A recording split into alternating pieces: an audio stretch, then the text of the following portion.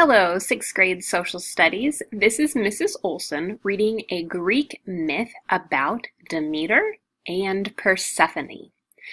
Zeus, the king of all the gods, had two brothers and three sisters. Each had an important job.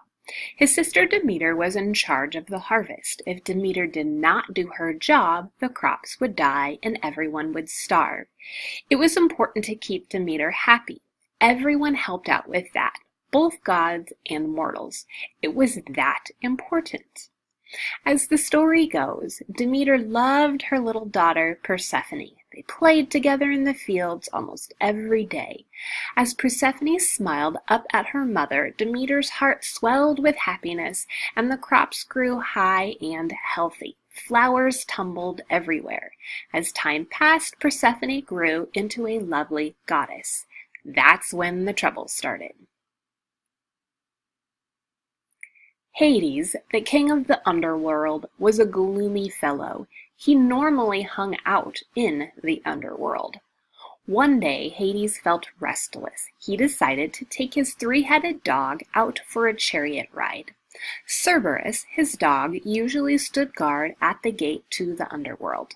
But Hades gave his pup a break now and then. He scooped up Cerberus and left a couple of spirits in charge instead. Hades flew his chariot up to earth. Cerberus leaped out of the chariot and ran around, sniffing flowers with all three of his heads. The dog ran up to a lovely young woman, the goddess Persephone.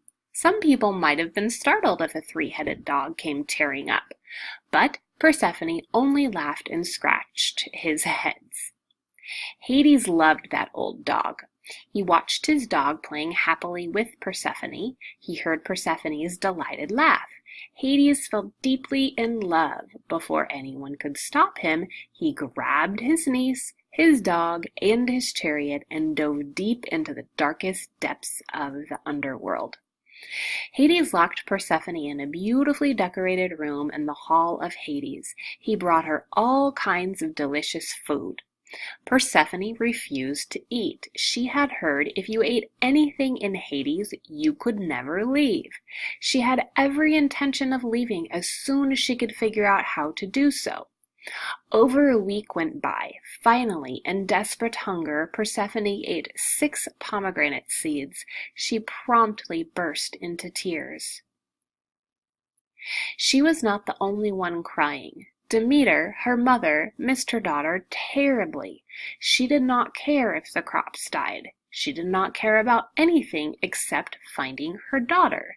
No one knows who told Zeus about it, but it was clear this could not go on. Zeus sent his son Hermes to work a deal with Hades. This was the deal Hermes worked out. If Persephone would marry Hades, she would live as queen of the underworld for 6 months each winter. In the spring, Persephone would return to Earth and live there for 6 months. No one especially liked the deal, but everyone agreed. Every spring, Demeter makes sure flowers are blooming and crops are growing and the fields are green with welcome. Every fall, when Persephone returns to the underworld, Demeter ignores the crops and flowers and lets them die. Each spring, Demeter brings everything to life again, ready to welcome her daughter's return. To the ancient Greeks, that was the reason for the seasons: winter, spring, summer, fall. And that is the end of the Greek myth for Demeter and Persephone.